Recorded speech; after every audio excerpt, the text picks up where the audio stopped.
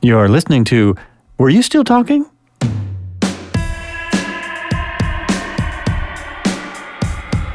Hey, welcome back. This is Joel Albrecht again, and on the show today is my first semi-famous guest. Then I'm going to attempt to do the intro without a cheat sheet. Oh boy. I have Frank King on the show today. He's been a comic for 157 years. Correct. He also does TEDX talks. He is, one of the coolest thing he does is he's a suicide prevention specialist, and he helps people in a lot of different ways that we're going to get into with suicide prevention. He has been doing comedy on the road since he was a younger man. He has written comedy for other people. He's open for almost everyone in comedy, and every big name you could think of. Right. I could list them, but we'll get into it later because I am going to ask him about that. So, Frank, thanks for coming on the show. Thank you. And I am actually world famous. You may not be aware of this. If you go to your Google machine and type in Frank King, coronavirus quarantine comedian, you will find an amazing array of press on my trip back from Cambodia in the middle of February, where everybody thought I was dragging the coronavirus. Oh, no. That sounds really interesting. Yeah, I'm that guy. I am. Yeah. So you're world famous. So it was actually you and your pet minx. Yeah, I came back from Cambodia. Our cruise ship never had any coronavirus. None of the 2,500 passengers or crew, because we didn't allow anybody from mainland China on when we left from Singapore. The Diamond Princess, who left the same day, allowed people on from mainland China. They were quarantined forever. But somebody tipped off the media that I was coming back from that ground zero in the pandemic, and I made the mistake of speaking to the media.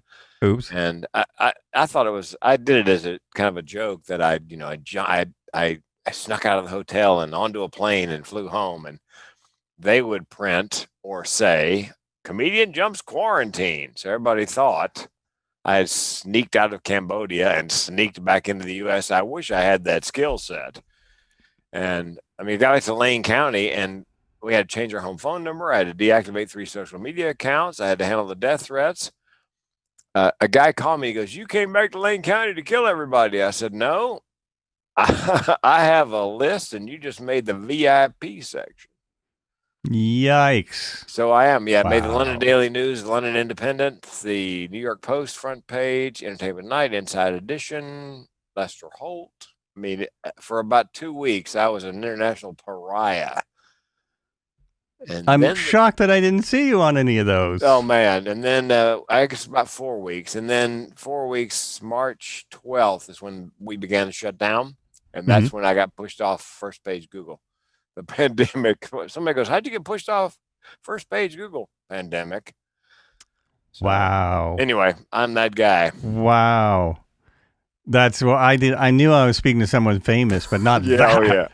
Not COVID famous. What infamous. I'm pitching thank you.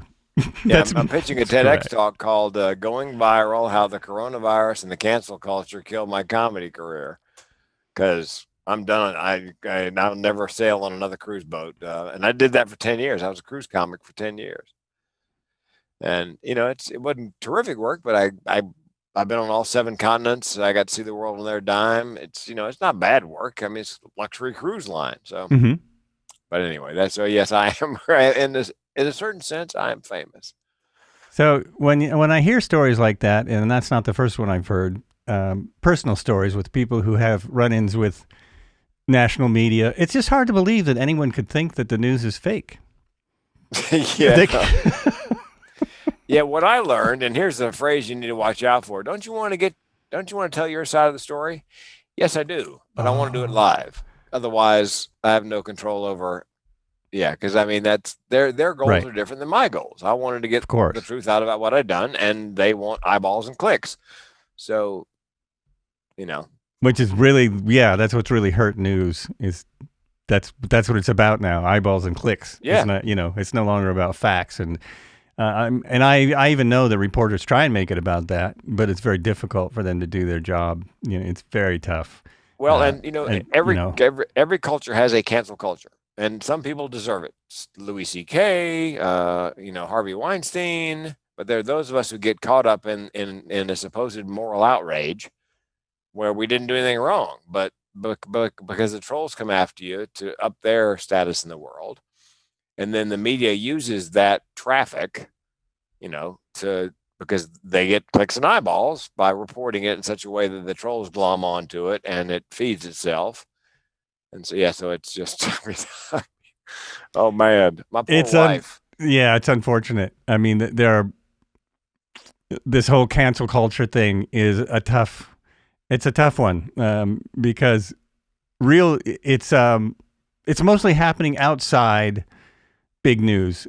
In most cases, it's really happening on smaller markets that have no regulation whatsoever. So some people are stepping in and self-regulating things, whereas in a larger market, they never would have been canceled because they never would have been on there in the first place. I mean, these are, a lot of these things getting canceled never would have been on major media at all. They wouldn't have existed.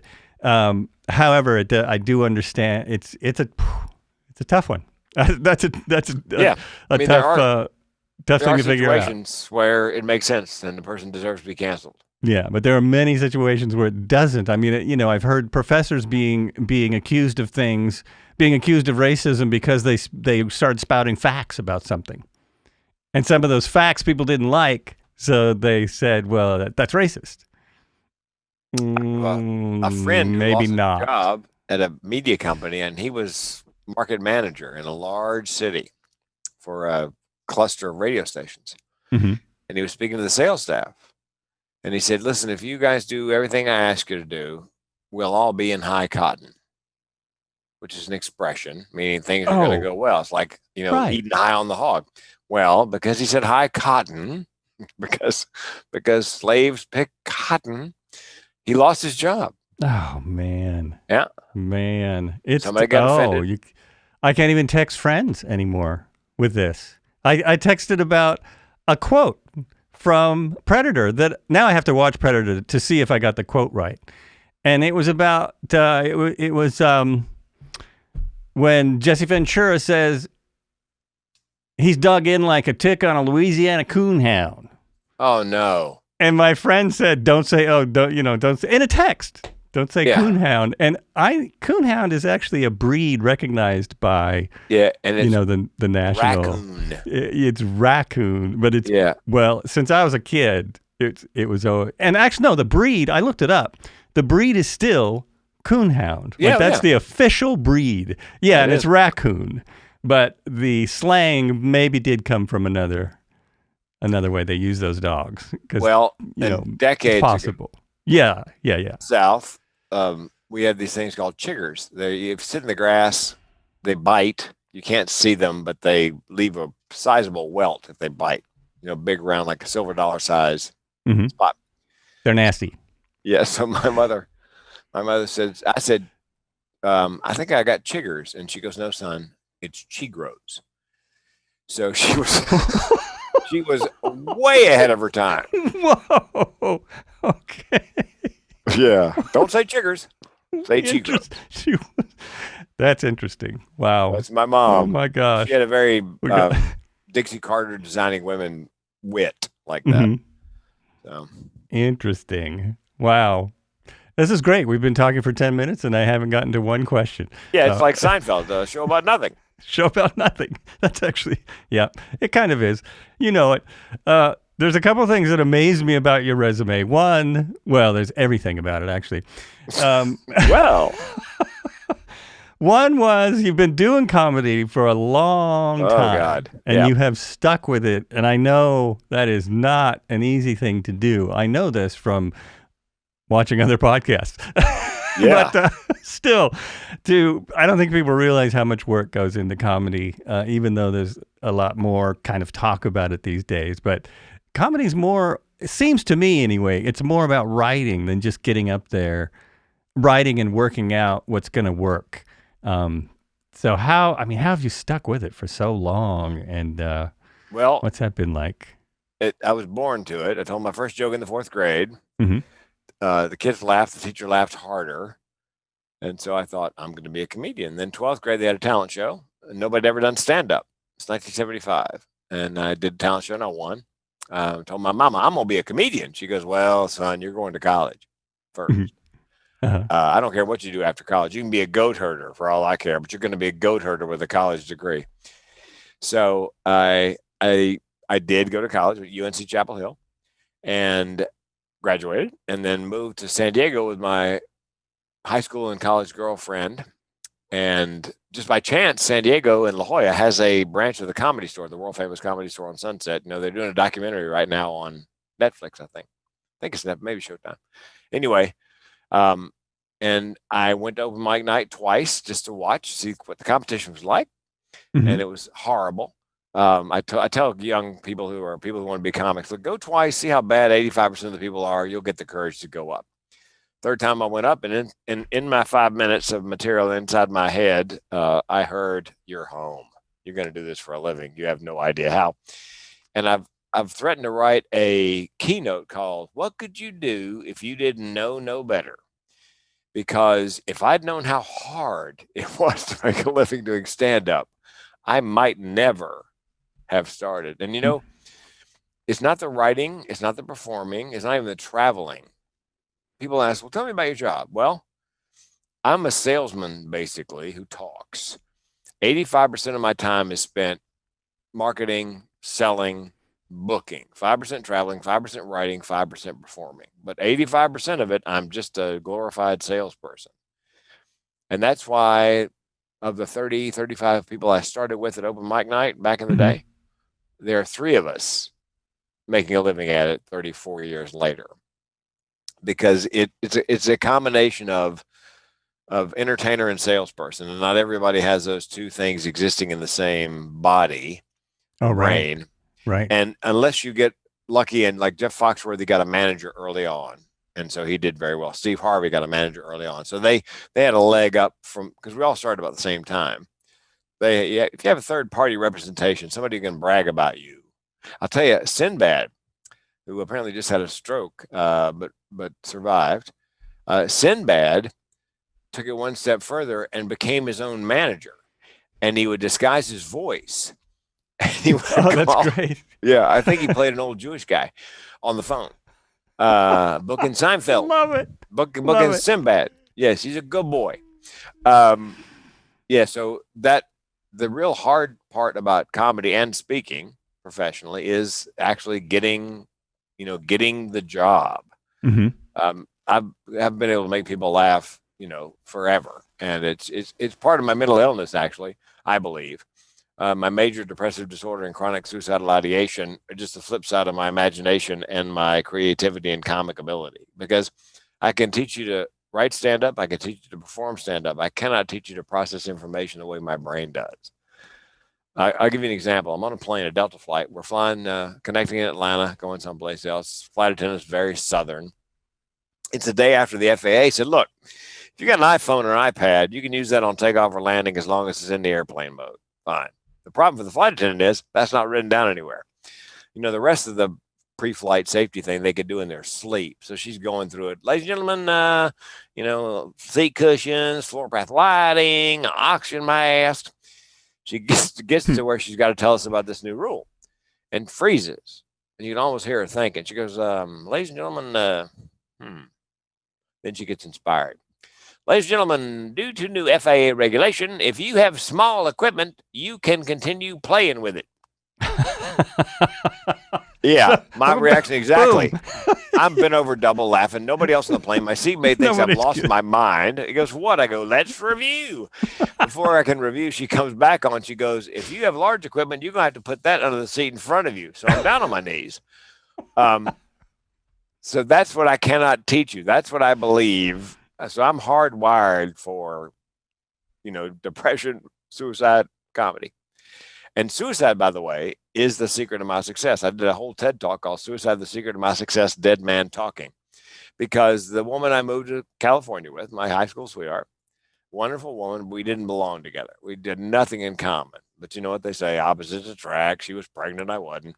But we just didn't belong together. And I was selling insurance because that's what she wanted me to do. That was her idea, and Mhm. I hated it.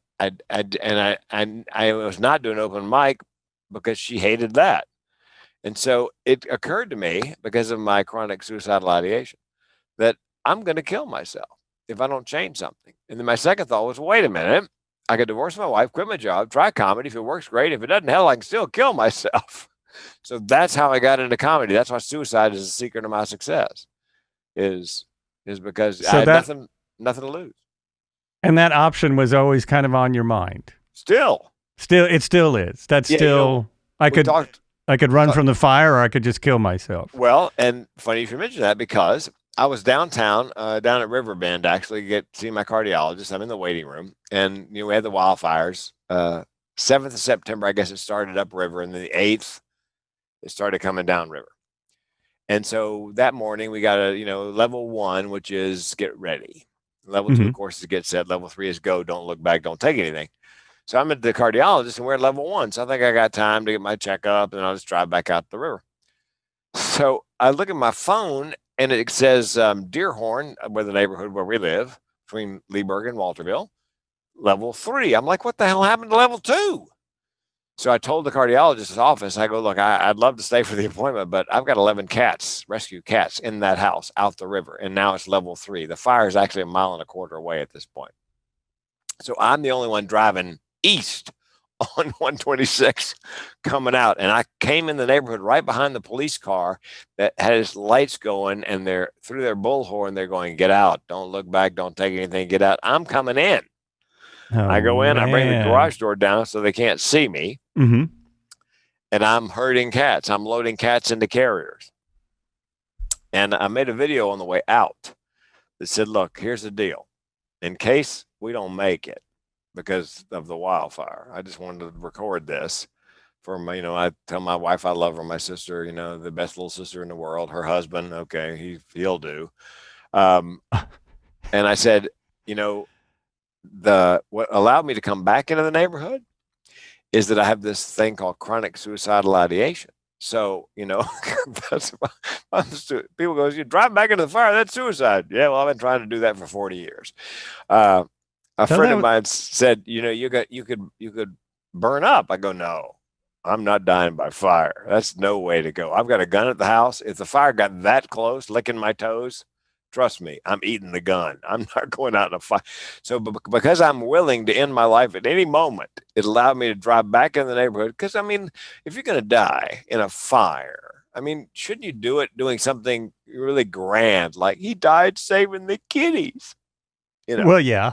My wife would certainly agree with that. Yeah. I didn't know. So I was thinking how I would save 2 cats if I was, minutes away from leaving the house. And you have yeah. 11. Did you grab a computer? Whew. No. Did you grab? No, I grabbed 11 cats. Well, and my wife, who's at work at this point, is when we go to level 3, and she knows I'm in Riverbend, she figures the cats are done. There's no way. I mean, there's no way. I mean, there's no way they're gonna burn up when the house goes, because it was only 1.25 miles away. She has no idea that crazy man jumped in the car and drove out to out into a wildfire to rescue the cats. Uh, so, Well, it was thank God. a little stressful, because A little, yeah. the attorney for this, where they're thinking about suing Lane Electric or Lane Power, whatever it is, for not cutting off the grid quickly enough. He said, was it stressful? Did you have any, I go, well, here's the deal. I have depression and suicidal ideation on a good day. So can you imagine? And I drove out into a wildfire to rescue 11 cats. I'm figuring I'm done. I'm going to die. I'm toast, literally toast. And I said, I've got a video of me coming out of the neighborhood. He goes, you got a video? I go, yeah, I got a video of me talking about driving into a wildfire to rescue the cats and driving out thinking I'm going to die. Oh man, make sure I get a copy of that. He liked that. Oh He yeah, liked man. that. Who's Oh, got hell video yeah. of talking about, I'm driving into a wildfire. Anyway, so yeah, the hardest part of comedy really is the sales and marketing. I mean, because you're working on commission. You eat what you kill, and if you don't book it, you don't. And it's a little worse now because nobody's having live events. I've been able to do a couple of virtual. I've got another virtual keynote tomorrow. That'd be my second one for November. So I've been averaging about 2 a month. And then the TEDx, you can see on my shoulder, I do the TEDx coaching, which has been a godsend Mm-hmm. because I can do it in my slippers in my living room. I just got while we were sitting there, I got an email from my 10th. I'll have 10 coaching clients, and one of my clients actually got her first application. She sent half a dozen applications, but the first one, she got it. Wow. Yep. Wow, because I had a guest a few months ago who had sent, I think, 10 of them and hadn't heard an answer, something like that. And so Yeah. I was amazed. Yeah, I've got a friend, Amy, who lives in Georgia. She sent 80 applications. Wow. She hired a company. Wow. We met on LinkedIn. She goes, Frank, I wish I'd met you 2 weeks ago. I just paid somebody, she said, $4,800 to get a TEDx. $4,800. Now, can I ask you something though about that? Yeah. Why? Okay, yeah. Like, why would you pay $4,800 to get a speech that doesn't pay anything? Exactly. Yes. Yeah. Yes. That's my question.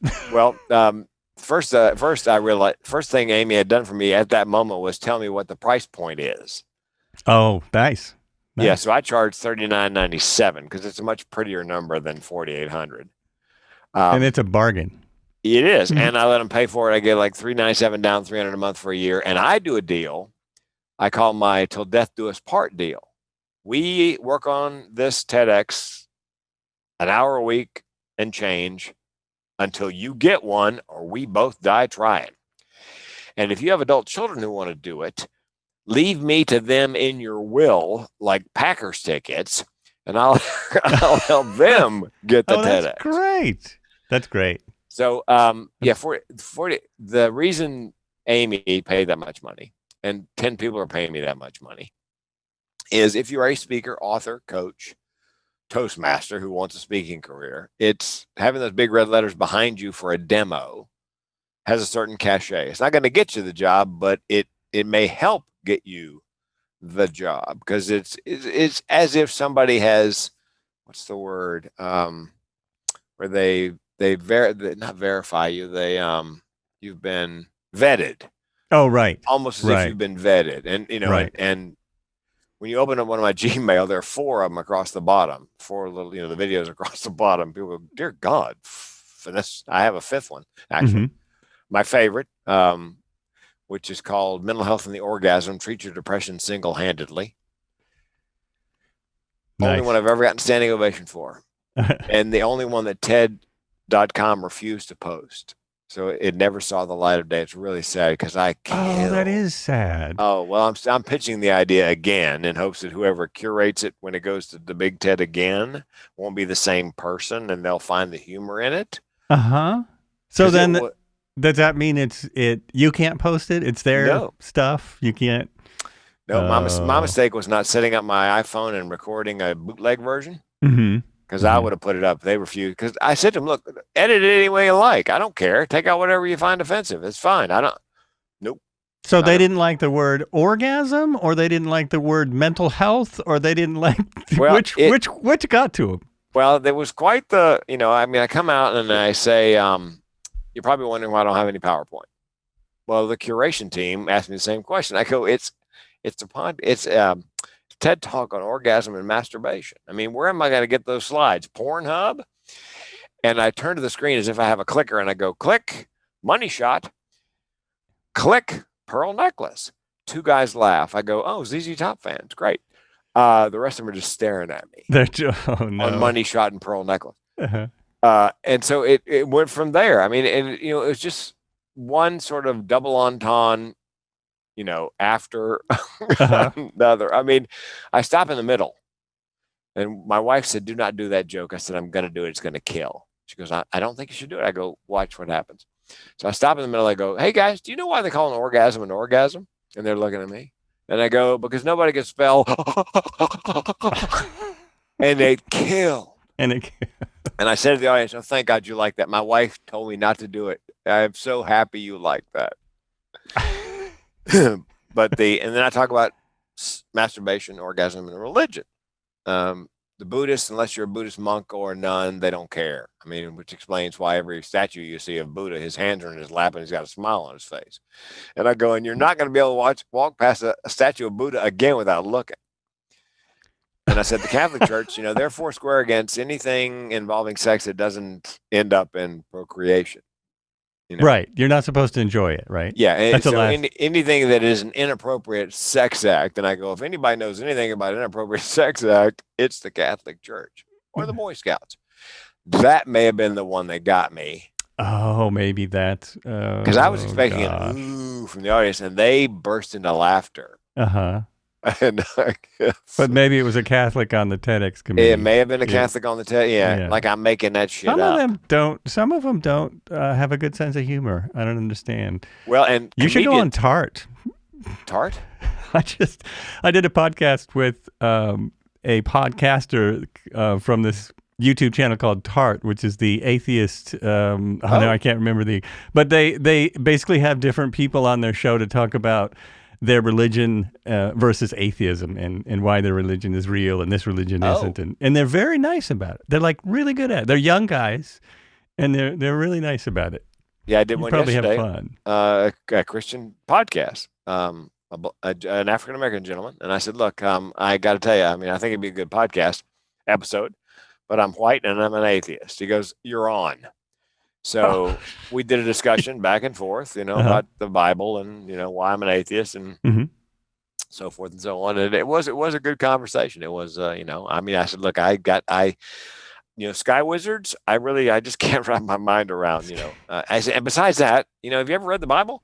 Thou shalt have no other gods before me. He's like an insecure girlfriend. I mean, if I was all powerful, I wouldn't care what the little tiny humans are doing.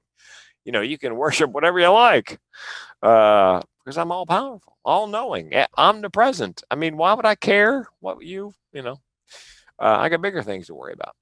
Anyway, so the fifth TED Talk didn't make it, but I'm pitching it again. Hopefully somebody else will like the idea. And I'd like to nail down but the speakers, coaches, authors, or if somebody has a charitable cause,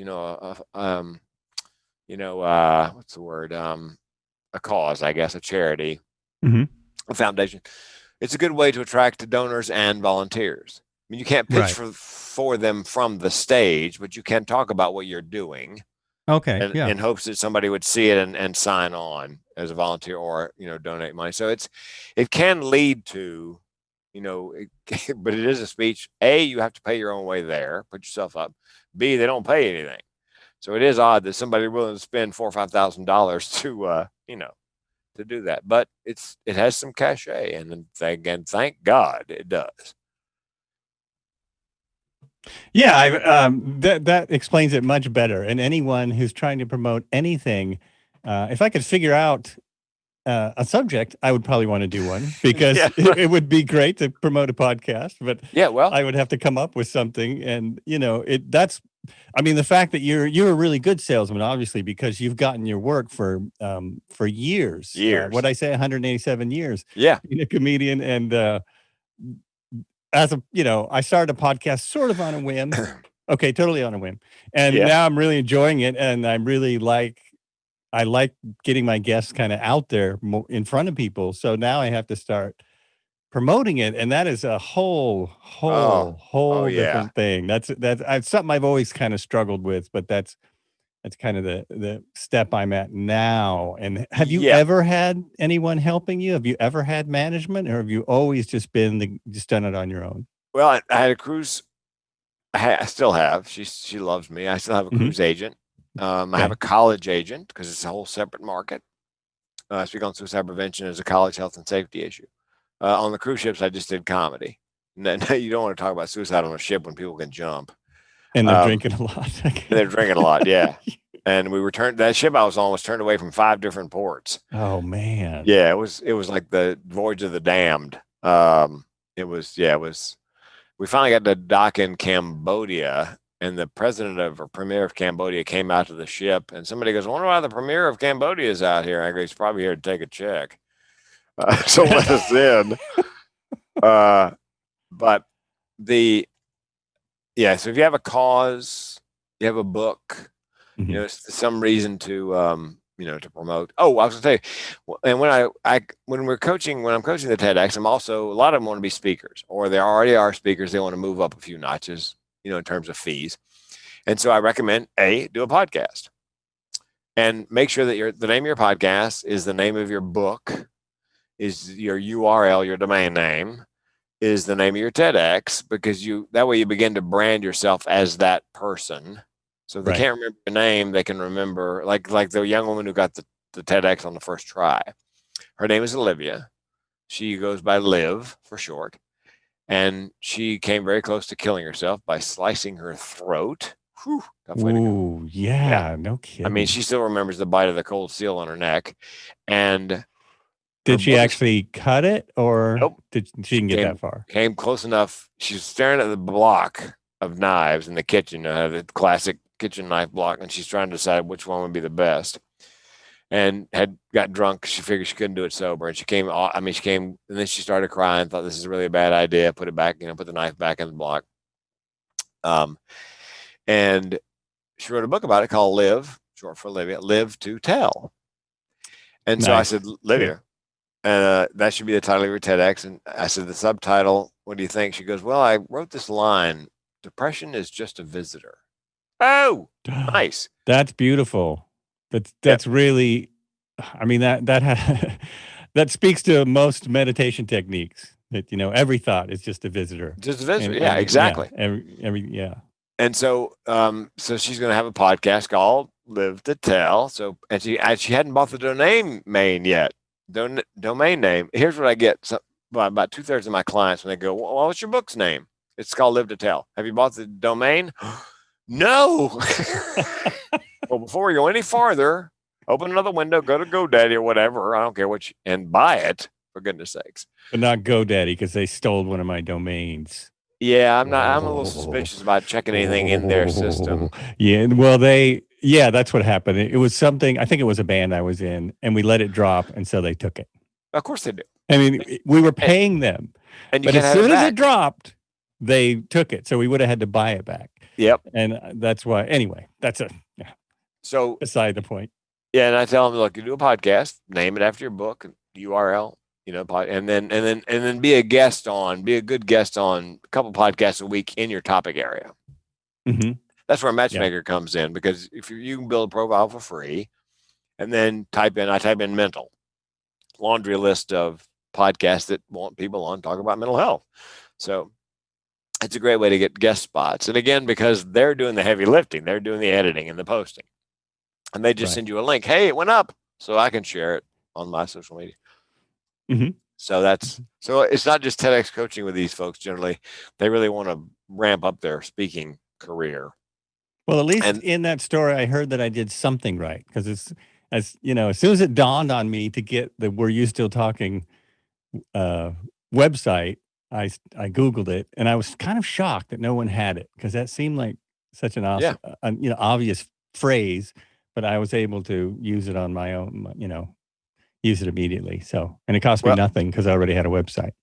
And I looked up yourtedxcoach.com, and it was available. I'm like, oh dear God. That's another shocker. Yeah.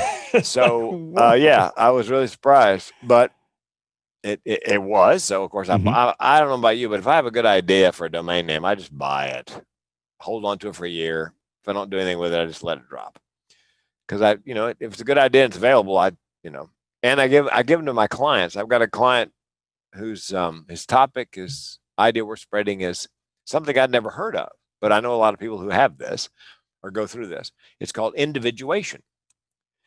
And individuation, are you familiar with the term? No, not heard that. Yeah, the layman's term would probably be midlife crisis. It's you've been doing everything pretty much in your life to live up to somebody else's expectations, your parents, your spouse, whatever. Your mom always wanted to have a son who was a priest or a banker or whatever. And so at some point, people come to a crossroads where they go, the title of the talk is, what if who you are is not really who you are? Right. And so, and if that's the case, then how do you make that jump to the life you're supposed to be leading?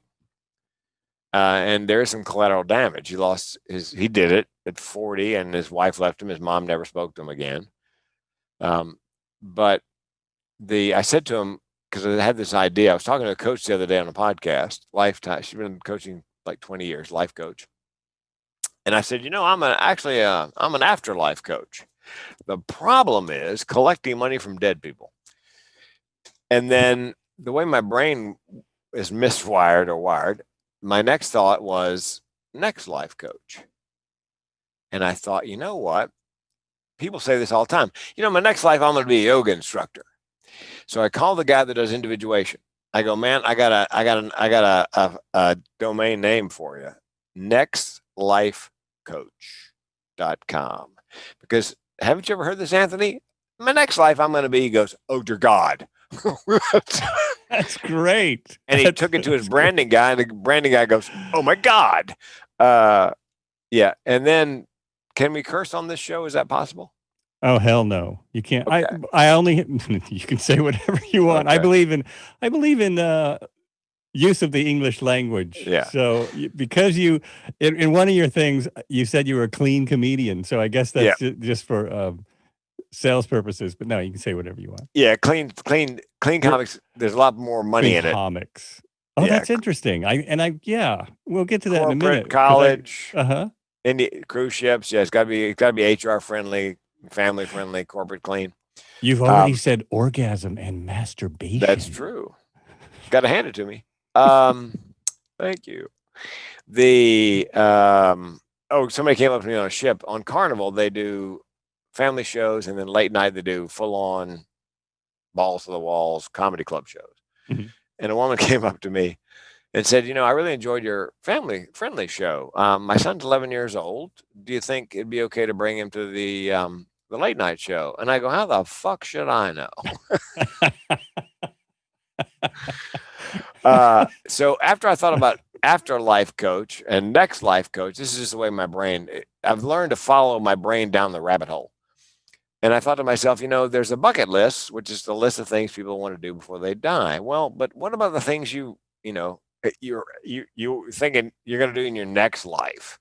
And there must be a funny twist on bucket list. And within 30 seconds, my brain tossed up fuck it list. I really don't like banking. Fuck it, I'm leaving. You need to make a list of things where you're just going to go, fuck it, no, I'm done.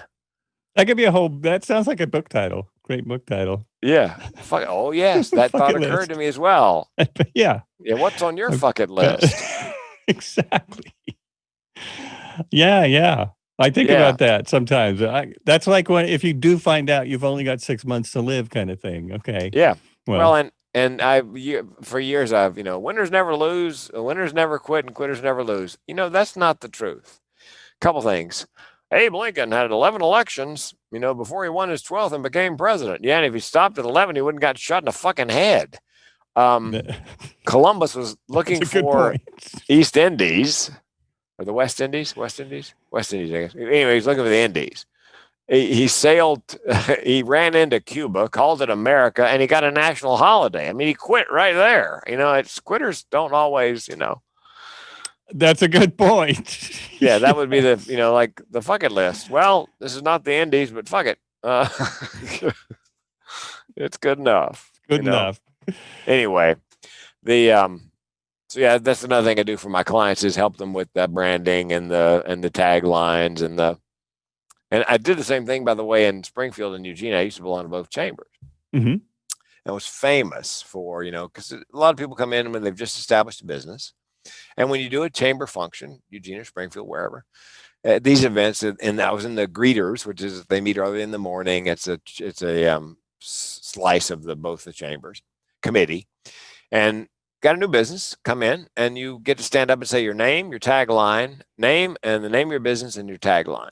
That's all you get to say. So the tagline's got to be, good. Yeah. So I got to the point where.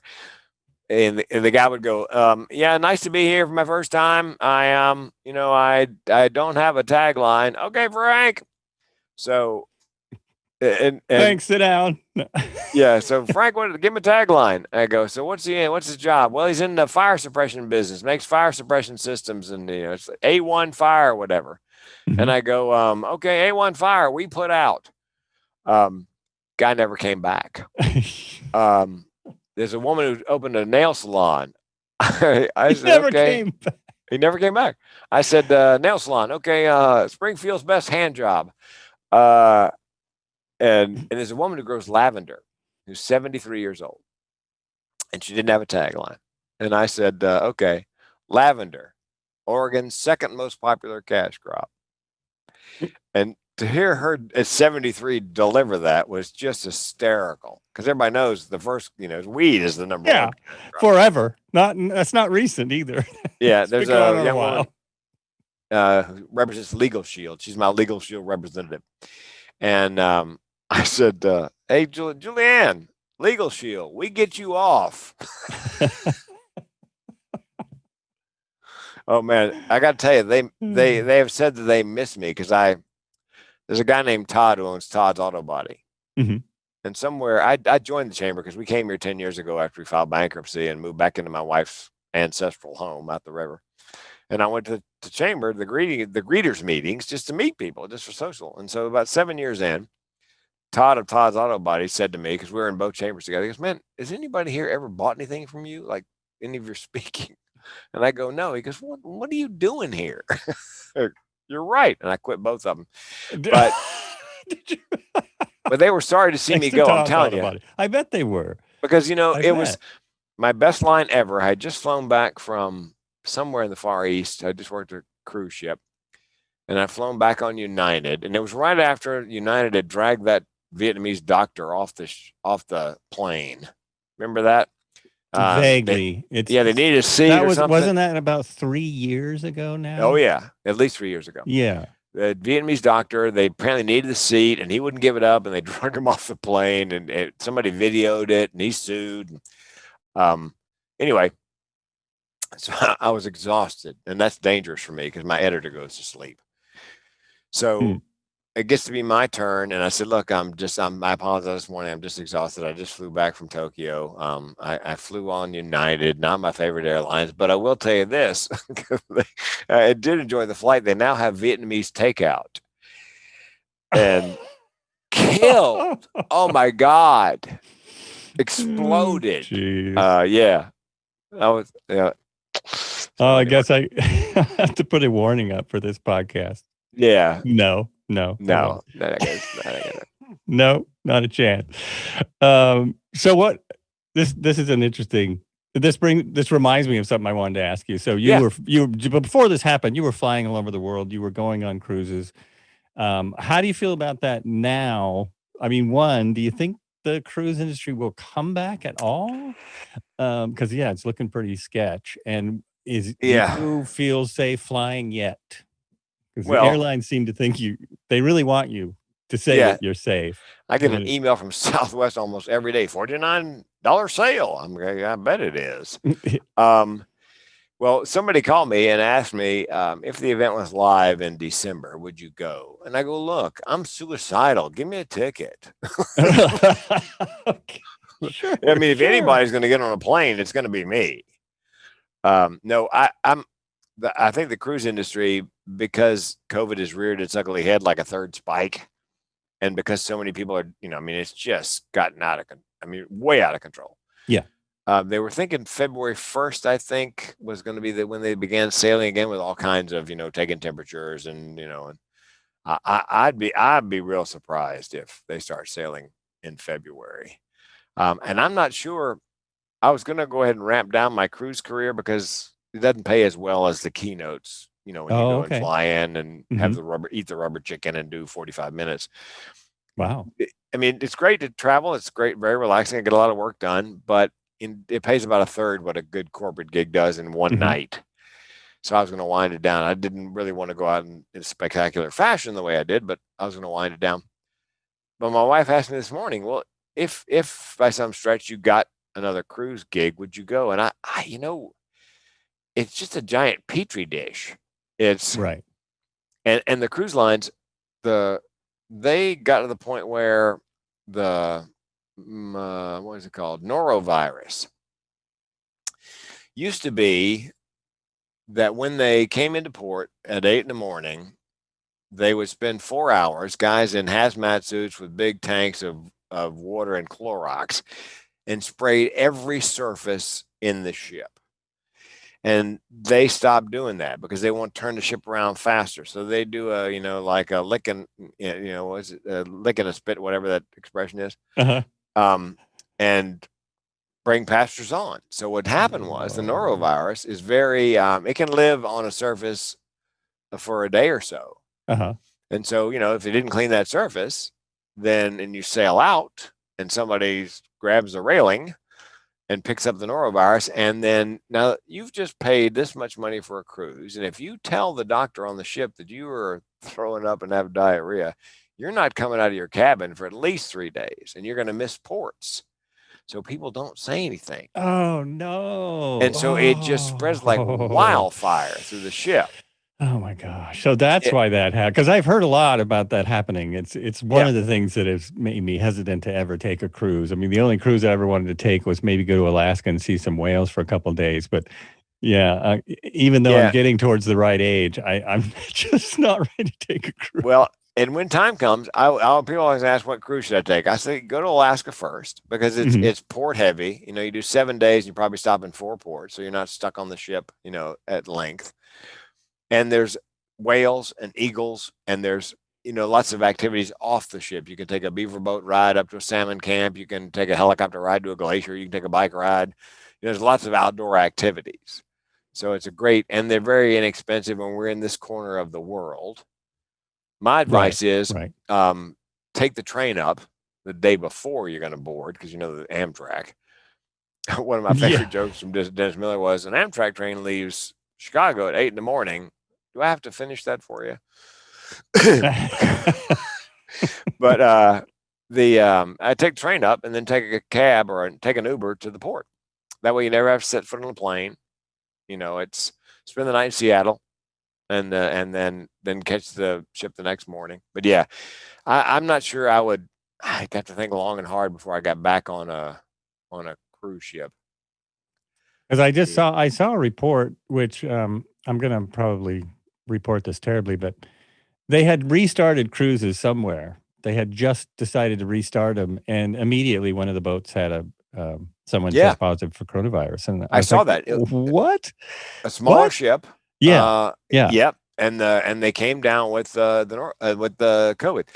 Yeah, yeah. I'm just it's although I spend most of my time in my cabin, I'm what's called a cabin rat, and because nobody knows who you are until you perform, so you don't really have to chat with anybody. When I came back to Seattle, a day by the way that the Seattle CDC will never forget, because they got hammered for letting me through. Oh no. Yeah, there was a Oh, because it CDC. made the big national news. Yeah, well, there's a CDC guy from the U.S. in Cambodia. What they don't tell you is, 300 or 400 people left Cambodia before the CDC came in and gave the COVID tests. They left on their own. They self-deported, and so Holland had no idea where they were, and they went to the four corners of the globe.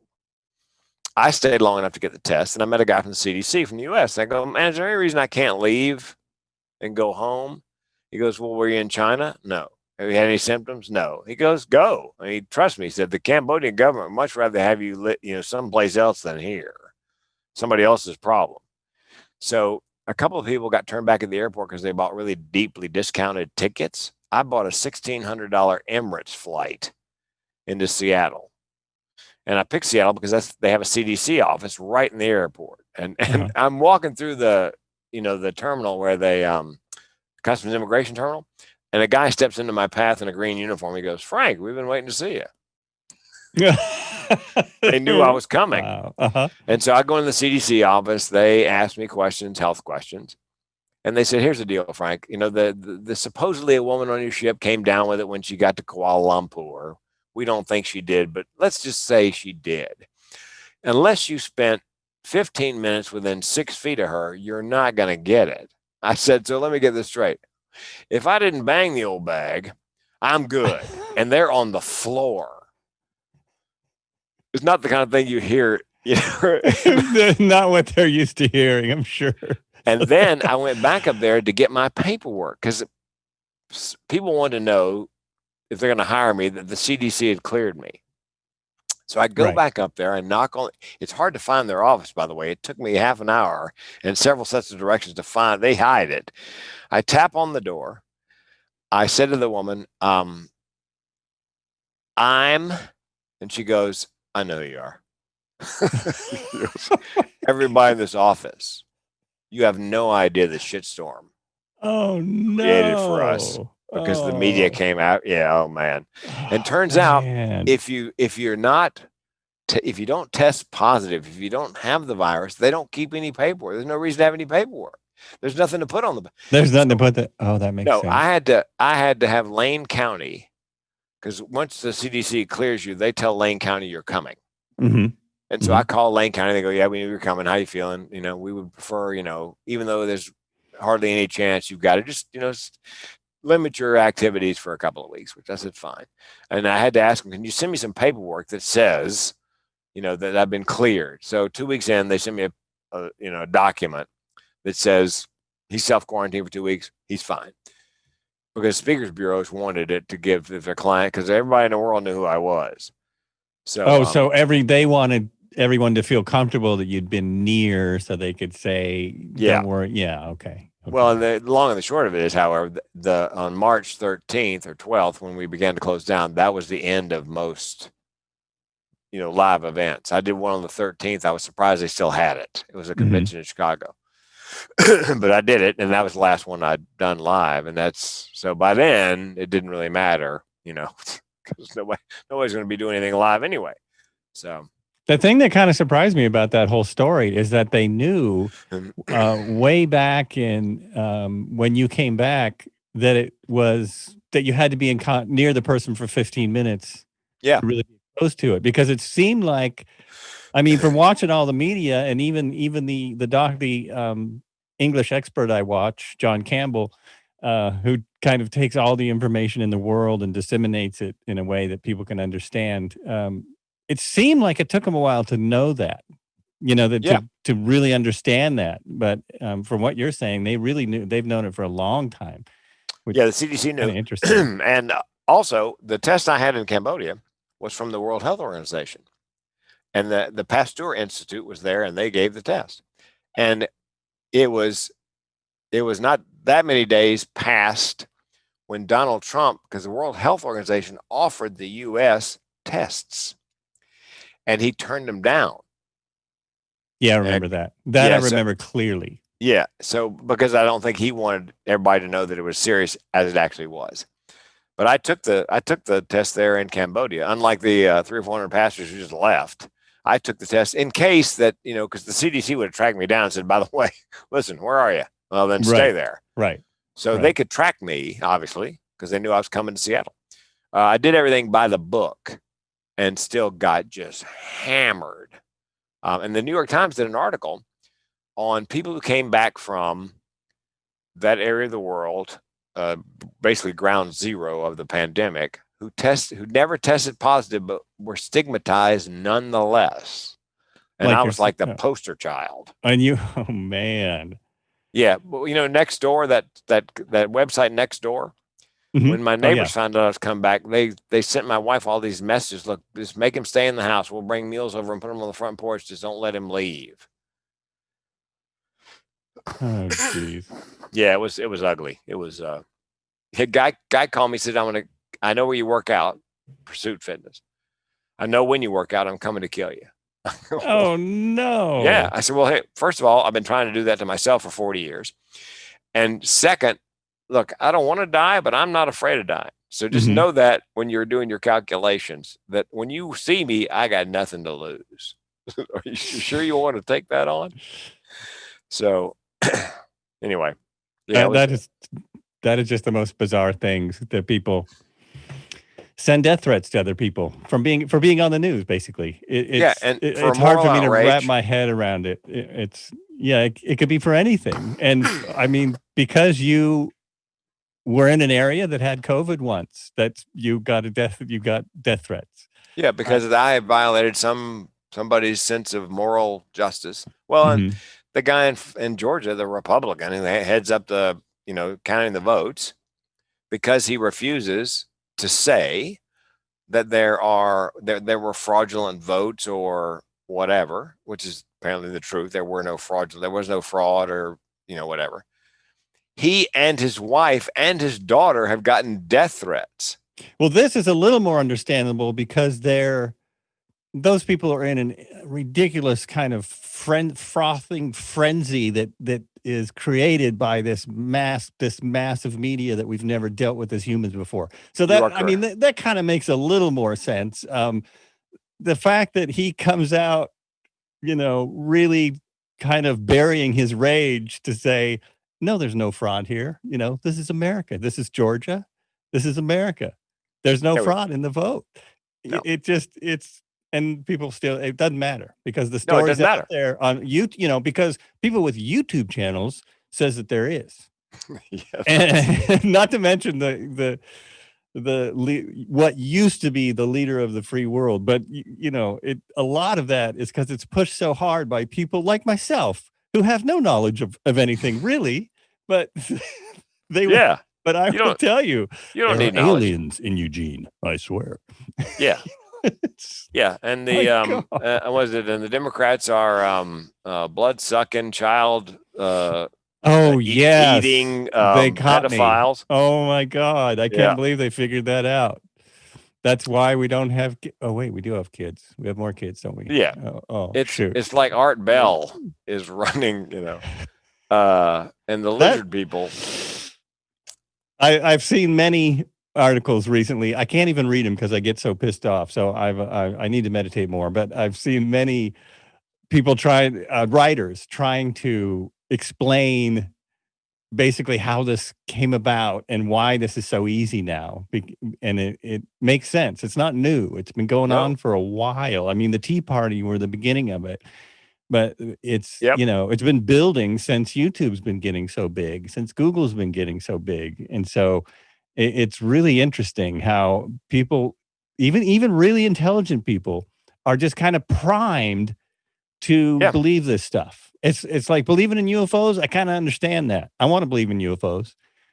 But blood-sucking vampires pedophiles? Yeah. Oh by the way, the Tea Party movement, AstroTurf movement, was actually the forerunner to that was the John Birch Society when Kennedy got elected. And some of the people who financed the John Birch Society financed the Tea Party movement. So it's continued through history. If you get a Democratic president, these groups arise to take issue with whatever it is. They're communists, they're atheists, they're whatever. So it's what worries me. And I felt like posting this on Facebook is, look, I understand why, 60 some odd million people voted for Donald Trump the first time. I mean, intellectually, he's supposedly a great businessman, supposedly a great deal maker, supposedly a decent human being, going to drain the swamp. I mean, I can see all that. They bought in. He's a pitch man. They bought his pitch. The 71 million people knowing exactly who he is and what he's all about voted for him again. What worries me is, we need to reach across the aisle and be bipartisan. And do we? It's not. I don't think it's going to happen. I don't think it's possible right now. No. I don't know if it'll be possible in 4 years. I don't know if it'd be possible in 8 years. I mean, the only thing that's slightly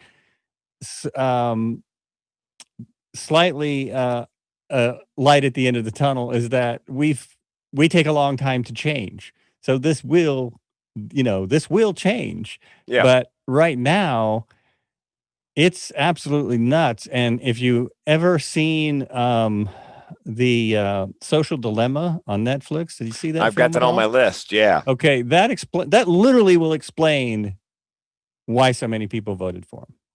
because Yeah. we're now being programmed by artificial intelligence. Artificial intelligence is really powerful. It's probably an accident that the programming turned to what it's doing now. It's not necessarily, it was no one's plan, but because of how artificial intelligence works, if you believe that Democrats are responsible for hangnails, then it's not a very far leap somehow with enough push from social media posts for you to go to that they're vampires and pedophiles. And, Well, it's crazy. And because the news feed that you see is not the news feed that I see. Even a husband and wife on Facebook who have the same friends and interests see different feeds. So yeah, if you click on an article about Democrats responsible for hangnails, then the algorithm recognizes that, so it begins to feed you, Right. similar stories. And yeah, I think bipartisanship. I think that was Obama's Achilles heel. He thought the Republicans wanted a grand bargain, and I don't think we can hug our way out of this one. I don't think the Republicans care about a grand bargain. The only time they ever scream bipartisan is when they're in the minority. Let's be bipartisan. And they don't even scream it; they whisper it. Yeah, they whisper it when they're in the minority. Yeah, I mean, this is why I don't talk politics on my show. Although you're welcome to, you can talk about anything you want. Oh, thanks. But I get so aggravated because I'm not a politician and can't imagine being one. Like, I can't imagine what that work would actually be like, especially at the federal level. I understand what it's like at the local level. I mean, you've seen local politics. It can be pretty nuts in Eugene, Springfield. You think? Yeah, So at the federal level, I don't know how people do it, but it's definitely swung away from working with each other. And I have a real hard time believing that a lot of these people care one thing about the country. No, not people ask, why Mitch McConnell and none of the other high-ranking Republicans have come out and said what we all know, that Joe Biden's president-elect, he won the election? Well, I'll tell you why not. They're not scared of Trump. They're scared of that 71 million voters who are crazy about Trump. They don't want to offend, because they're going to need him in Georgia for those 2 Senate races January 5th. And they're going to need to get reelected in their states, chances are, whenever the next election is. So they're terrified of that. And I think Trump's going to either go into business with Newsmax or OAN, one of those networks that makes Fox look like MSNBC. I think, or maybe just Trump TV. Because, I think he's going to get yanked, but we will see. Oh, I think he's going to jail. He's going to get yanked. Yeah, I think I hope he's going to jail. But I mean, as far as media already shut him down. Just since Tuesday, just since Super Tuesday, the media has even Twitter, Fox, every major network said these. Okay, he's telling lies now. They didn't want to say this before the vote was counted. No. It's been happening for months, but they didn't want to say it. But as soon as Tuesday rolled around, it's like, well, actually, no, we're going to cut this off. This is a lie. Yeah. We're not even going to tell you this. And even part of the thing I see is that even people I know who vote, they don't really look at things very closely. Like, no. I watch too much news now. Actually, it was 9/11. When 9/11 happened, I started watching network news really for the first time in my life. I've kind of been doing it ever since. But there's a lot of people that don't consume any news. No. So they're literally voting by television ads, right? Or they consume Fox and Rush and Hannity and good point, which is also not actually news. And yeah. As a matter of fact, in court, when they were defending Tucker Carlson, the Fox attorney said Tucker's not a news person. Right. He's an entertainer. He's a commentator. He's not a news. None of these evening hosts are news. It's like Rush Limbaugh, who will probably help swing the country towards Trump. Oh, dear God. He was a sportscaster. I mean, he has no, he's not any kind of news person. Oh, he's just like I was talking about. He's just a guy with a big microphone. Yep. He can put out any fact that he wants, anything he wants, and say it's fact.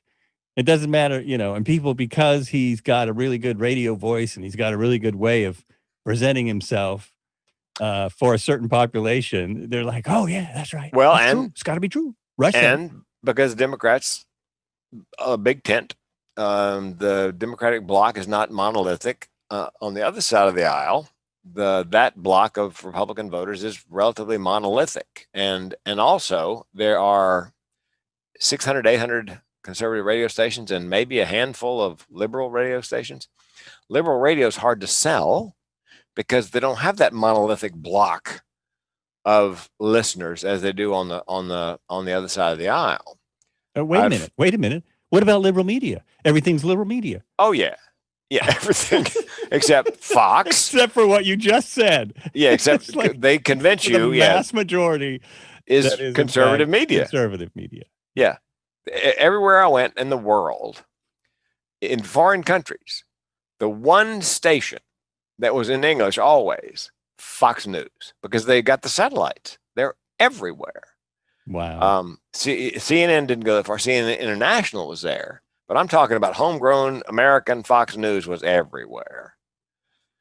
Well, it's so interesting, even when I visit my sister in Bellingham and see the Canadian news, how different that is. Oh. It's like news was here 40 years ago, basically. Well, when the entertainment department took control of the news and news had to get ratings, I believe that was the beginning of the end.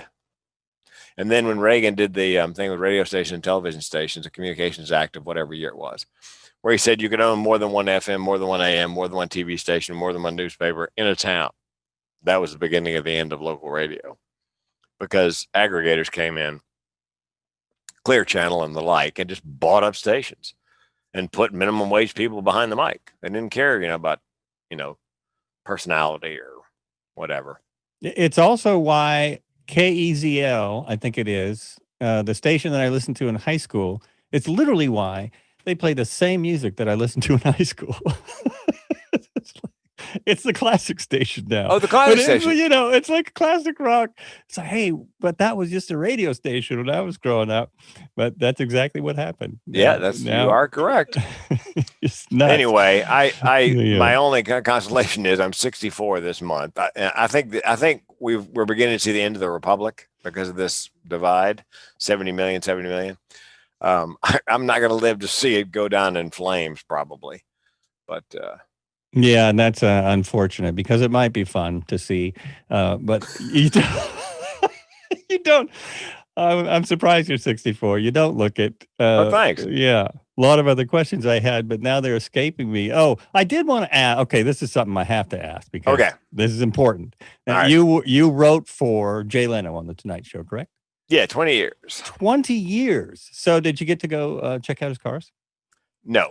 I saw a couple of them when I bumped into him in Los Angeles, but what happened was he was the permanent guest host for Johnny Carson, and Johnny was very mercurial, and he would pull up on a Friday night and go, "I'm taking next week off."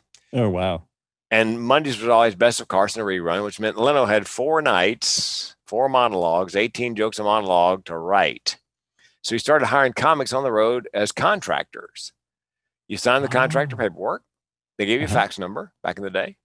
And I'd fax in 12 2 dozen topical jokes a day. And they usually got 1 or 2 on, in the monologue each week. And then when he took over the show for real, they cut most of the contract players loose.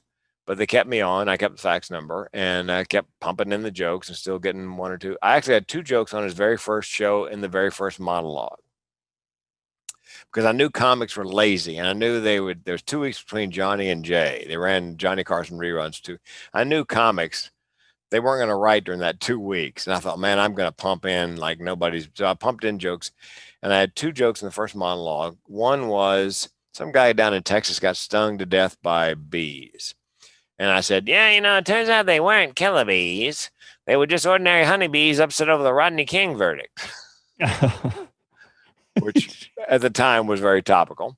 And then the second one was Dan Quayle. There used to be a show called Murphy Brown. Candace Bergen was Murphy Brown. She ended up getting pregnant out of wedlock and had a child on the on this part of the show. Mm-hmm. And so somebody asked Dan Quayle about that. What do you think about that? And Dan goes, I think Murphy Brown getting having a child out of wedlock diminishes the role of fathers. Where would I have been without my dad? And the punchline I added was, my guess, Vietnam. Yep. Killed.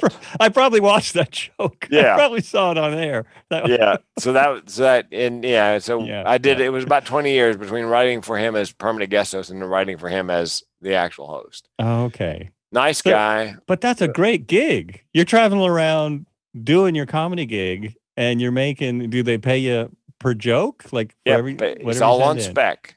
Back in the day when he was guest host, we got $50 a joke. Mm-hmm. When he became the for real host, then we got $75 a joke, which I didn't really care. The dream was, Joel, was every now and then he would pluck somebody from the contractors list to come in-house, join the Writers Guild, and be on staff. That was the dream. And a couple of guys made it. I never got that far, but that was the dream. Mm-hmm. And the fact that Leno knew who I was. Because when the Tonight Show cut him loose, because I don't think he would ever quit. Excuse me. When they cut him loose, I called him, asked, would you do a little, video demo for my corporate work? I know, I can't I'm going to CNBC and they don't really like me then. He said, but I'll tell you what I will do. If you ever get another shot like at a morning show, because I did some morning radio, morning show, and it's down to you and one other guy, call Helga, his assistant, give her the name of the guy, the program director, and the phone number, and I'll call him and see if I can't strong arm him into hiring you. So I've been sitting on that favor ever since he left the Tonight Show. I'm still waiting to use that somewhere. Because that's just the kind of guy he is. When I had my first open heart surgery, my first valve job, the first person on my answering machine, when I got out of ICU and into a regular room and called my answering machine, was Leno. One of the other writers had called him and said, look, Jay, Frank's in the hospital having a valve job. So when I picked up my phone, it was a message. Hey, it's Jay Leno. Heard you had your heart worked on. It's a good thing you didn't have it done in LA. They'd take it out and leave it out. Take a couple of weeks off. So nice. Well, that's nice. Yeah, really nice guy. He loved doing that kind of stuff. Mm-hmm. Yeah, that's awesome. That's awesome.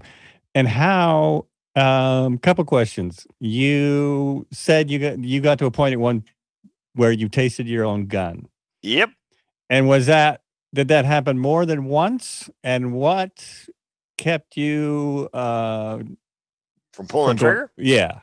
Pull the trigger. Yeah, well, first of all, when I tell the story, I go, I can tell you what the barrel of my gun tastes like. And I look at the audience and go, spoiler alert, I did not pull the trigger. And a friend of mine, and you get a nervous laugh like, should we be laughing at this? Right. And a friend of mine who'd never seen me live or heard me say that came up afterwards. He goes, hey, man, how come you didn't pull the trigger? I go, hey, man, could you try to sound a little less disappointed? The reason I didn't was I had a life insurance policy for $1 million. The problem was there's a 2-year suicide clause. If you kill yourself in anything less than 24 months, it pays nothing. They give you premiums back. If you wait 24 months and a day, they pay the $1 million. And it turned out I had the policy for 22 months when I was going to pull the trigger. So I had to wait 2 months before I could pull it because I was not going to leave my wife brokenhearted and broke. So because I have chronic suicidal ideation, because I'm willing to pull the trigger anytime, I thought, well, I can wait 2 months, then I can kill myself. By the time the 2 months had gone by, our bankruptcy had gone through, the phone calls had stopped, life had gotten just a little better, just enough to get over the hump. And obviously I didn't, and I haven't ever gotten that close again. I actually own 2 handguns, and I'm not concerned that, and because of what I do for a living, speaking on suicide prevention saves lives. I imagine. I would hope. I would. Yeah, you would think. That's why I don't kill myself, because I figured if I kill myself, it's kind of like being George Bailey in It's a Wonderful Life. I've seen what these people's lives would be like, the people that I've helped. If I weren't there to say, look, you're not alone. You're not the only one with this, with time and medication, therapy, things will get better. If I weren't there, then if I kill myself, I'd take all of them with me. Right. I can't. Well, I can't kill myself. That's great. How did you? I mean, that's a good reason. That's a good thought to have. That who is there someone that helped you get to that point? I mean, did you decide to start doing the suicide prevention, or did someone approach you No, and say, hey, you'd be good for this? after I came so close to killing myself, and I look back at my family history, it's called generational depression and suicide, runs in families. Oh, wow. My grandmother died by suicide. My mother found her. My great aunt died by suicide. My mother and I found her. I was 4 years old. I Ooh. screamed for days. Yeah, if you want to know the story, I'll spare your listeners. Well, I'll tell you, but trigger alert, it's going to be rather graphic. It may elicit strong emotions, but if you'd like me to tell you the story, I will. Sure. Okay. Sure. Yes. My grandmother died by suicide. My mother found her. My great aunt, my mother couldn't reach her on the phone. She went over to the house. My grandmother had written the checks for the bills, addressed the envelope, stamped them, pinned her will to her house coat so my mother could find it, blew out the pilot light on the old gas stove, and then sat down and wrote a suicide note, which I have, by the way, and used to great effect in my first TEDx talk.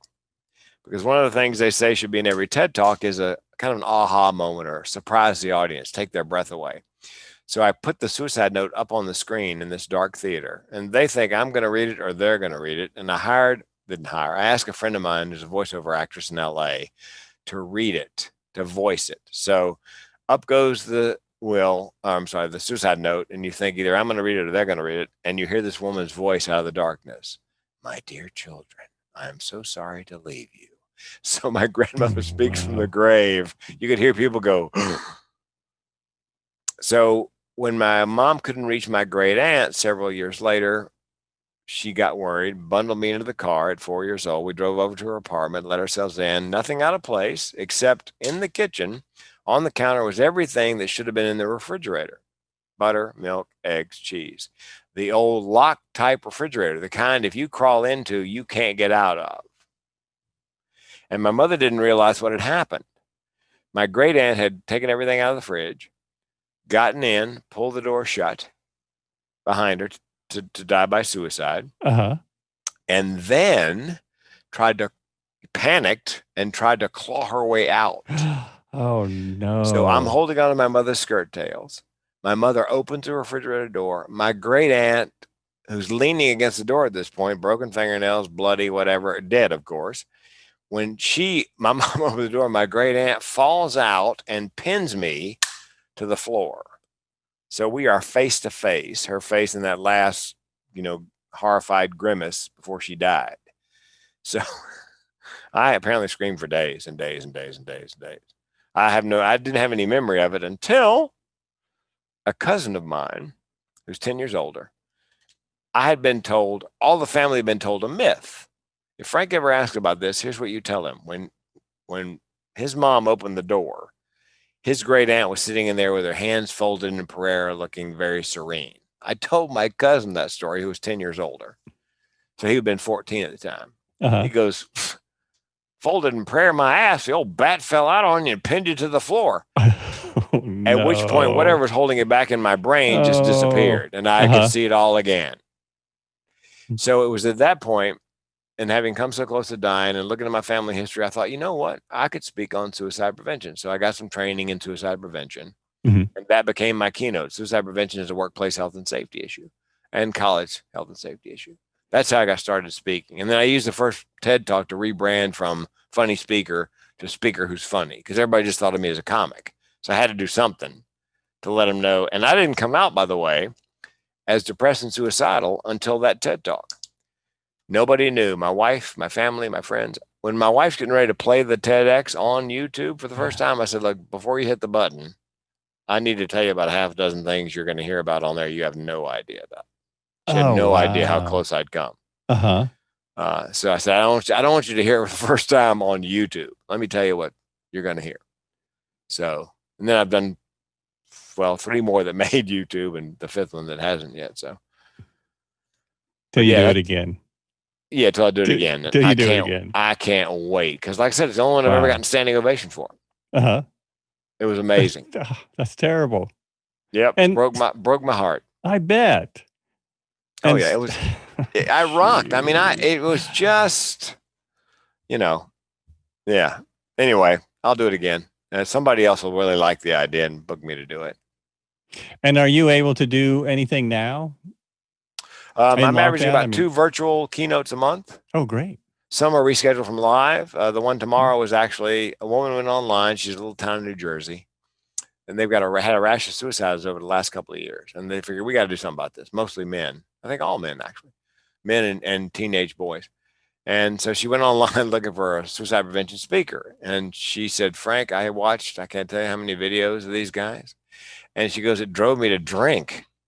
So awful. Oh, no. Yeah. She goes, then I come across, oh, wait, there's a comedian who has mental illness who speaks on this. So I got booked. And that's the dream, is that with my clients, you want to stop being a commodity. We want a suicide prevention speaker. We want the mental health comedian. That's who we want. So that's my goal for all my speakers, is to quit becoming a commodity. And then, where they actually come looking specifically for you. Oh, so, right. That totally makes sense. It makes a lot of sense. And it's happened a few times. I also market to 4 or 5 occupations that have high rates of suicide: dentists, veterinarians, physicians, construction, project managers. And one of the an osteopath is in my list. And so there's a woman, the last gig I did, woman said, I said, how'd you find me? She goes, well, Frank, it's odd because I typed in suicide prevention speaker, osteopath, and you came right up. Yeah, you did. There you go. Yeah. Wow. If you on your computer, if you open another window and go to suicide prevention speakers, plural, suicide prevention speakers, dental.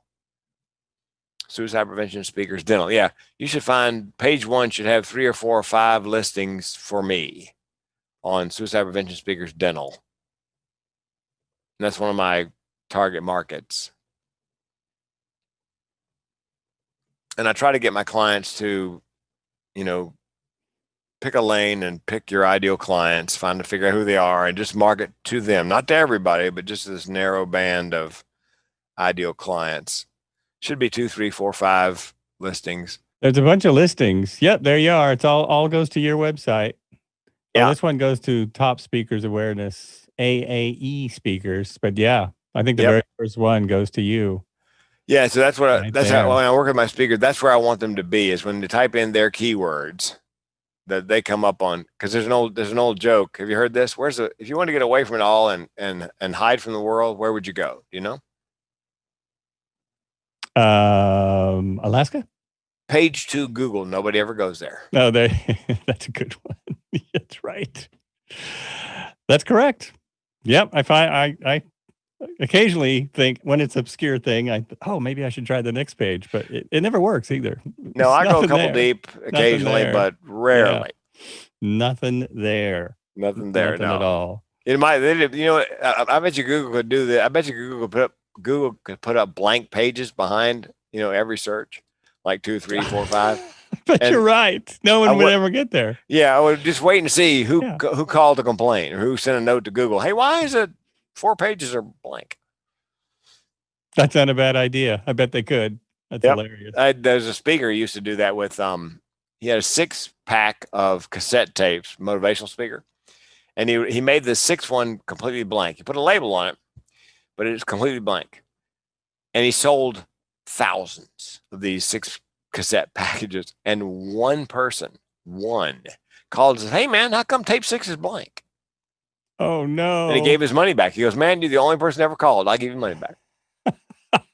Well, a friend of mine, I shouldn't say this, but we're deep enough in the podcast now, no one will steal the idea. A friend of mine had the idea of putting up one of those relaxation apps with the sound of the full moon.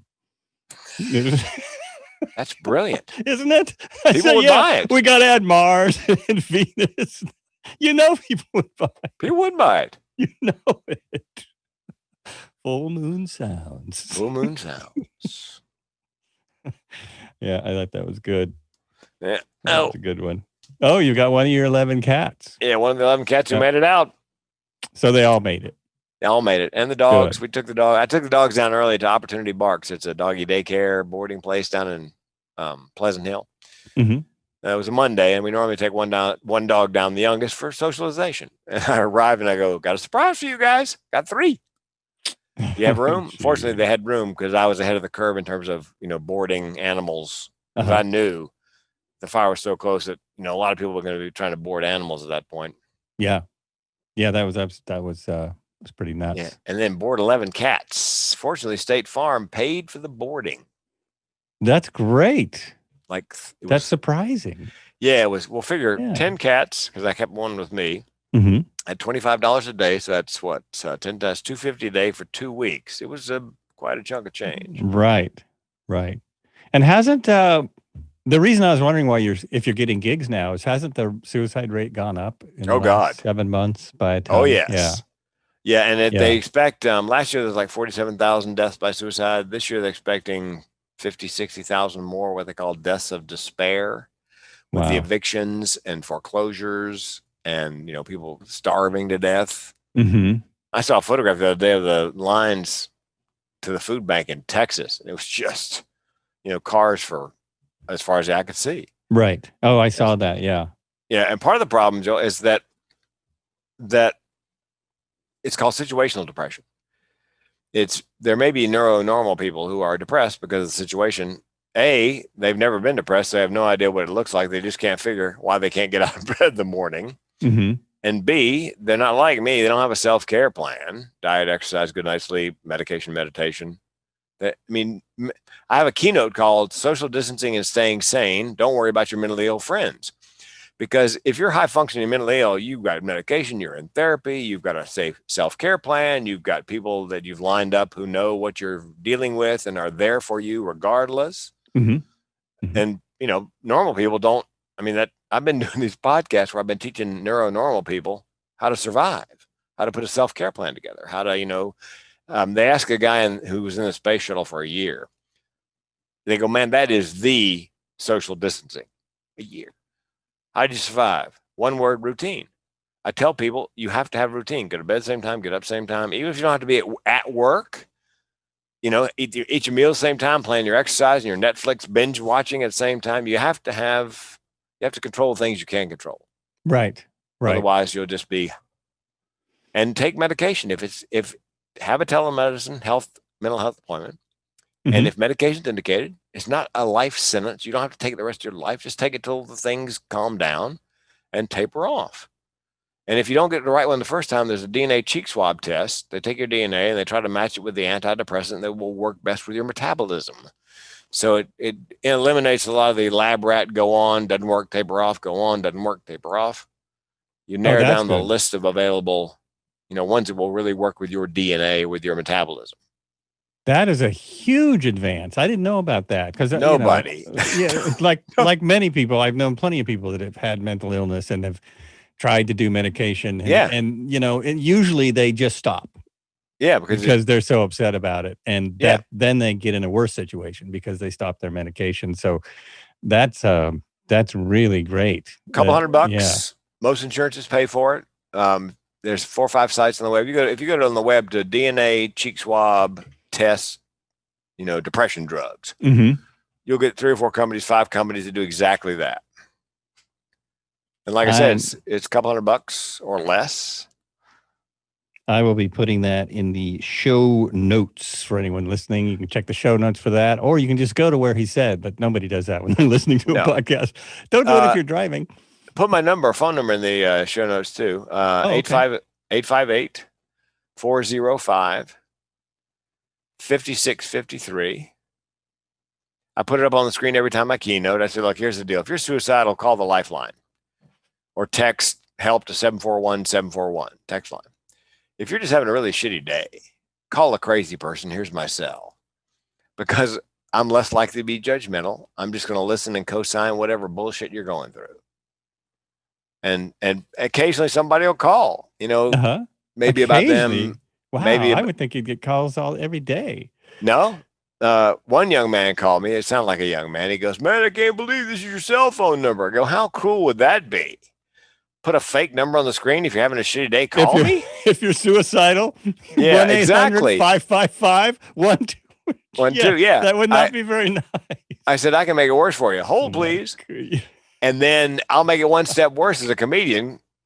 And the on hold music is another one bites the dust, and another one going, another one going, another one bites the dust. Yeah, so that would be funny, but it probably wouldn't be no, so good. yeah, but that's the way my mind works. It just goes right to the, No, I understand. I mean, I'm not a comedian, but I keep wanting to ask you, well, what did it taste like? You said you tasted your own gun. Yeah, gun oil. Tastes like gun oil, right? Tastes like gun oil. Yeah, I would assume. I mean, I just figure you're a gun owner. You must take care of it. So yes. Oh yeah, I got the brushes and the the rods and all that stuff. Yeah. Yeah. You take care of your gun. You're gonna take care of you. Yeah, because that's not the best. If you're gonna not kill the best line for yourself. No, if you're gonna kill yourself, you don't want to misfire. Exactly. Although if I'd missed and just had a real wicked scar right here, I could charge $2,500 more for my keynote. But that's probably you could just make up. Come on. Yeah, I could have a scar put on there. Yeah, I missed. How do you miss that? Exactly. My hand. People do. I think somebody they go spooked me. Yeah, they go through the cheek or something. I had a friend, an acquaintance in Portland who shot himself in the chest and survived. Woke up and didn't hit any vital. Wow. Yeah, and thought, God, I'm really a screw up. I can't even kill myself. But the I was going to think. Let's see, phone number. Yep. Mm-hmm.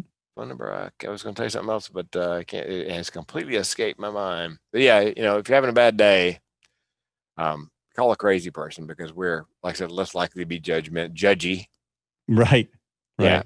And people that are normal, bless their hearts, they care. But either A, they're afraid to say anything because they're going to say the wrong thing, or B, they're afraid to say anything because they don't know what to say, so they just don't say anything. And that's sad, because 8 out of 10 people who are suicidal are ambivalent. They want somebody to say something.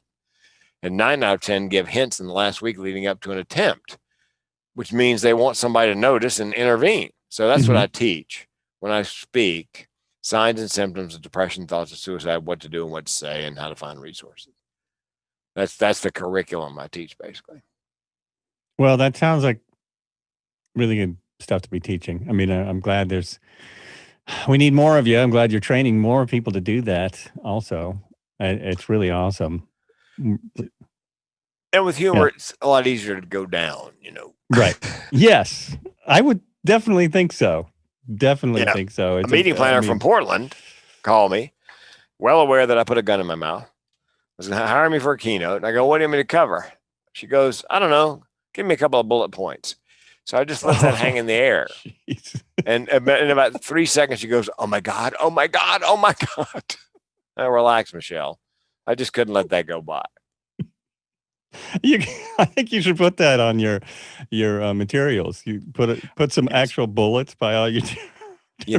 Somebody suggested that. Bullet points, yes. Well, and I got a young man working for me. He's cutting one way to get social media attention is to take a video and cut it into small pieces, like under a minute, and post them frequently and post them all over the place.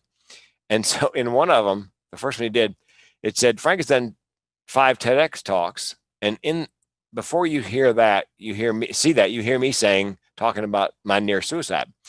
And then it says, Frank has done 5 TEDx talks. He'll teach you the ropes. And I called him and I said, that's probably not the metaphor you want to. After I just said I tried to kill myself. Oh my gosh! He'll show you how to know. That's a different TED Talk. That's someone else. It's a whole different guy doing that. Well, I should probably wrap this up. I don't want to take your whole afternoon. Not a problem. I'm also have to take more amoxicillin, because I had dental surgery a few days ago.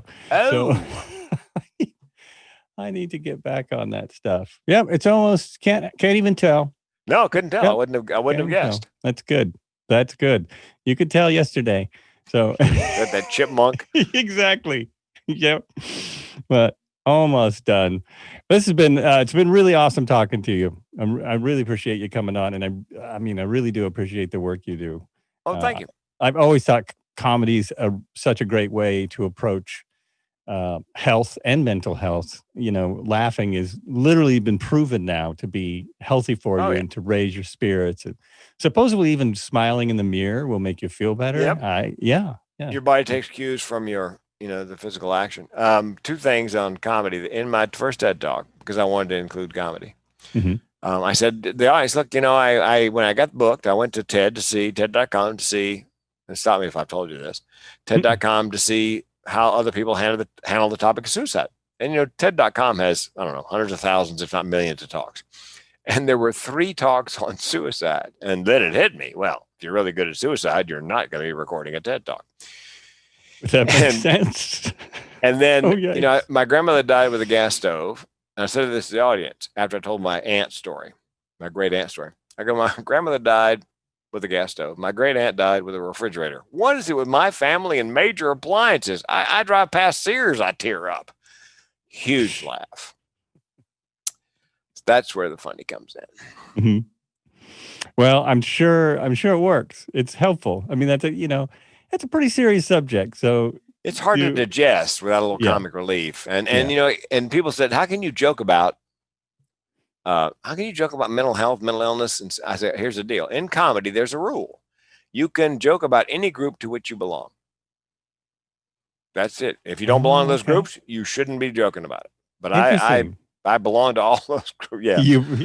You belong to all of them. So why not? I thought there was no rules in comedy, but Well, and the other thing, what I was going to tell you that I just remembered was I've never been officially diagnosed. I've never been to a psychiatrist, psychologist, therapist. Somebody goes, well, how the hell do you know you're suicidal? I go, well, the aftertaste of gun oil was kind of a big tip. Kind of a hint there. Yeah. I'm glad you brought that up, because I did mean to ask that question. If you'd ever been diagnosed. No. I recognize the symptoms of major depressive disorder. I mean, for a long time, I didn't know what it was. I didn't know it had a name. I didn't know chronic suicidal ideation had a name. I didn't know it was called major depressive disorder. It recurs every so often, lasts 2 days to 2 weeks. I didn't know all that, but I knew, that I was depressed, and I knew I was suicidal. I just didn't know the official verbiage for it. Right.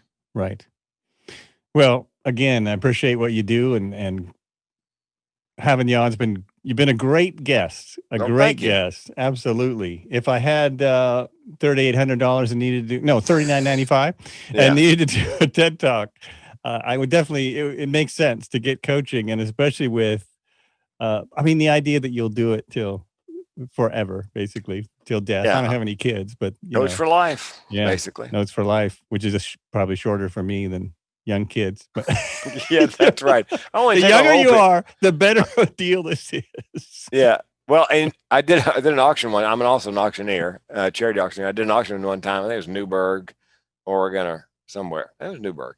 And they had this artwork by this young artist, and it was really good. Young woman, she's in mid-20s. And I said, we sold it for good money, but I said, next year we're going to get an older artist, because if you have an older artist, then they're going to die soon. This stuff will be worth a lot more. That's right. It's true. That's the benefit of having a comic as an auctioneer, is that well, we should do this live sometime when we can do it live. That would be great. That would be great. Yeah, because I'm not far from you. Probably 15 minutes. Yep. 16 minutes or something like that. So hopefully that won't be too long, but I'm not even going to speculate. No. Things are right now. I'm hunkering down for the long run. I think it's going to be a while. Yeah, we're pretty much, me and my wife are pretty much with you. We've I actually wore this outfit because I'm not going to be doing Thanksgiving, so this will be my Thanksgiving podcast. I don't usually dress in a shirt and vest for podcast. You dressed up for me. I'm flattered up a little bit. All right, man. Well, it's been my pleasure. All right. Well, hold on there 1 second. I just wanted to say this has been, were you still talking? And on the show today has been Frank King. Now I forgot his line here. The mental health comedian. The mental health comedian. Thank you very much. And thanks for listening. If you're having mental health problems, give them a call. The number's going to be right. Well, it'll be on the video also. I'll be throwing it in the video now and again. But I think it's it's burned into the bottom of my video there. It is. It's right there too. Yep. So yeah, I don't know if that comes up in the recording. I don't think that actually shows up. I'll see. But it's there. So you call them, email them. hire him to do some work for you. If you need a comedian or a suicide prevention specialist, either one. Thanks again. Or both. Either one. And share this podcast because this one is important. I mean, they're all important, but this one has some good information in it. And as we say in the comedy club business, please tip your waitresses. One of them is carrying my child. And be good to each other. And as always, be good to yourselves.